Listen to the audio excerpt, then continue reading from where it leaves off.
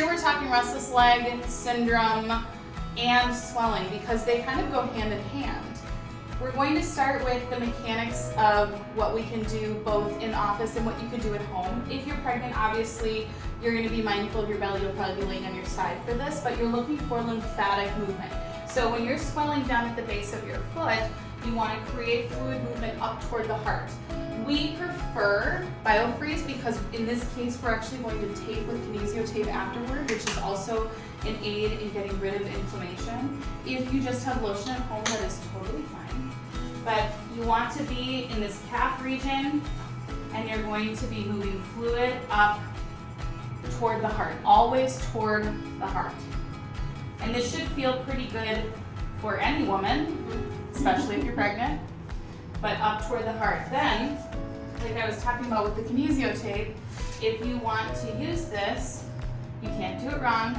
Give it a good little stretch, right? Place it, lengthen it, and rub it. And that again will help with some of the inflammation that your patient is dealing with.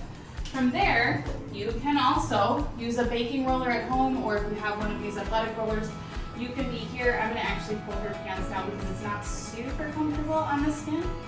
So here's where it will be. I will just lightly roll up. You don't have to go crazy on this. It doesn't have to be painful.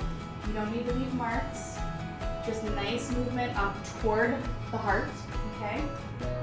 Now, when we're dealing with the swelling component as well, you want to use something called magnesium glycinate. You want to add that to your diet. That's going to help tremendously. Certainly an electrolyte mix. We love LMNT in this office.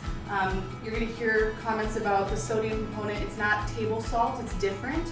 It's a mineral salt. It's the kind that's actually going to wake up your sodium potassium pump, actually keep you more hydrated and less swollen. So it's a very different type of salt, but magnesium glycinate is part of that. You could also take an Epsom salt bath. That magnesium sulfate in the Epsom salts is actually going to relax the muscle tissue and then draw out that excess fluid. So you'll get kind of a double whammy with that. It should feel pretty good. The other thing you can do is wear a compression sock on your foot. If you don't like socks on your feet, especially when you're pregnant, because we get a lot of complaints about that, cut the feet off. Don't worry about that. You're still going to get that nice compression, which is going to help blood flow toward your heart. When it comes to the swelling, I had this patient, our lovely Dr. Maria, roll over for us.